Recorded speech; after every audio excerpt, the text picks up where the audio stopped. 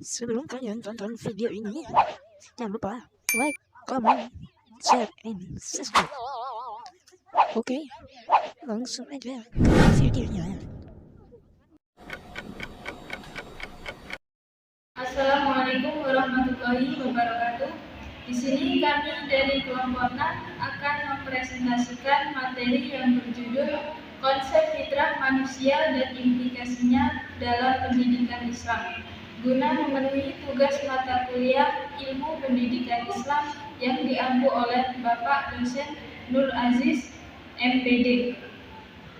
Berikut penjelasannya. Tugas dan fungsi manusia sebagai khalifah. Pandangan yang menganggap manusia sebagai khalifah di bumi ini bersumber pada firman Allah yang berbunyi, "Ingatlah ketika Tuhanmu berfirman kepada para malaikat." Sesungguhnya Quraisy Shihab menyimpulkan bahwa kata khalifah itu mencakup dua pengertian. Yang pertama, orang yang diberi kekuasaan untuk mengelola wilayah baik luas maupun terbatas.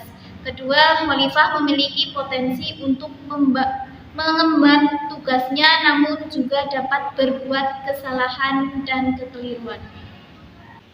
Pengertian fitrah dan jenis-jenis fitrah. 1. Pengertian fitrah. Kata fitrah berasal dari kata kerja yaitu fi'il fathor yang berarti menjadikan. Secara etimologis, fitrah berarti kejadian, sifat semula jadi, potensi dasar kesucian. Di dalam kamus Munjid ditemukan bahwa fitrah mempunyai arti yaitu sifat yang menyifati segala pada yang ada saat selesai diciptakan. Kemudian yang kedua, jenis-jenis fitrah.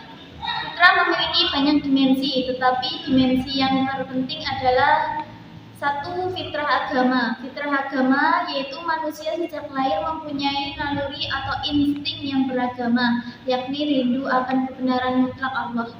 Yang kedua, fitrah intelek. Fitrah intelek adalah potensi bawaan manusia untuk memperoleh al-tazkiyah. Yang ketiga, fitrah sosial. Fitrah sosial kecenderungan manusia untuk hidup berkelompok yang mempunyai ciri khas yang disebut kebudayaan. Yang keempat, fitrah seni, yaitu kemampuan manusia untuk menimbulkan daya estetika yang mengacu pada sifat al-jamal Allah SWT. Kemudian yang kelima, fitrah kemajuan, keadilan, kemerdekaan, kesamaan, ingin dihargai, cinta tanah air, dan kebutuhan-kebutuhan hidup lainnya. Sayyid Qutb mengemukakan kebutuhan pokok manusia terbagi menjadi 4 macam, yaitu yang pertama, kebutuhan hati nurani. Setiap manusia pasti memerlukan atau memperoleh kepuasan, ketentraman, dan ketenangan. Kemudian yang kedua yaitu kebutuhan akal pikiran. Yang ketiga adalah kebutuhan perasaan. Setiap insan dapat memperoleh rasa saling pengertian, kasih sayang, dan pendirian. Yang keempat yaitu kebutuhan hak dan kewajiban setiap insan untuk memperoleh perundang-undangan atau ketertiban dan keadilan. Konsep tentang fitrah.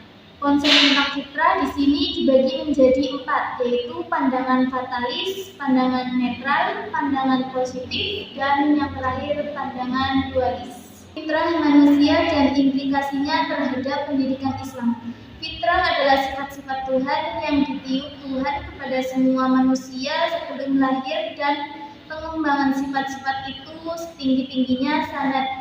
Dengan hal ini, menurut Dr. Jalaluddin, manusia memiliki beberapa potensi utama yang secara fitrah dianugerahkan Allah kepadanya, yaitu yang pertama, hidayat al-ghaziyat.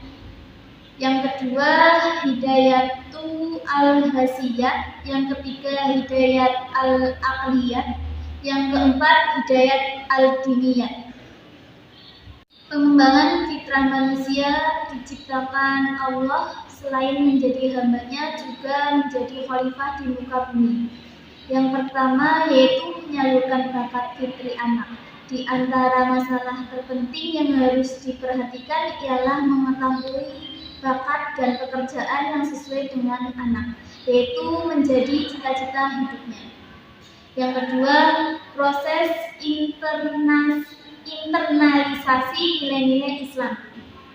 Pendidikan sebagai proses menginternalisasikan nilai-nilai dalam pribadi anak bertumpu pada kemampuan dan juga kapasitas belajar yang terjadi dalam anak. Tugas pendidikan dalam menjaga fitrah manusia. Menurut Abdul Ar-Rahman Albani yang dikutip An-Nahlawi menyatakan tugas pendidikan Islam menjaga dan memelihara fitrah peserta didik, mengembangkan dan mempersiapkan segala potensi yang dimiliki dan mengarahkan fitrah dan potensi tersebut menuju kebaikan dan kesempurnaan serta merealisasikan program tersebut secara bertahap. Baiklah, itu tadi yang dapat kami sampaikan. Apabila ada kesalahan dalam menjelaskan, kami memohon maaf atas kekeliruan kami dalam menjelaskan. Silahkan berikan komentar Anda di channel YouTube kami. Sekian, wassalamualaikum warahmatullahi wabarakatuh.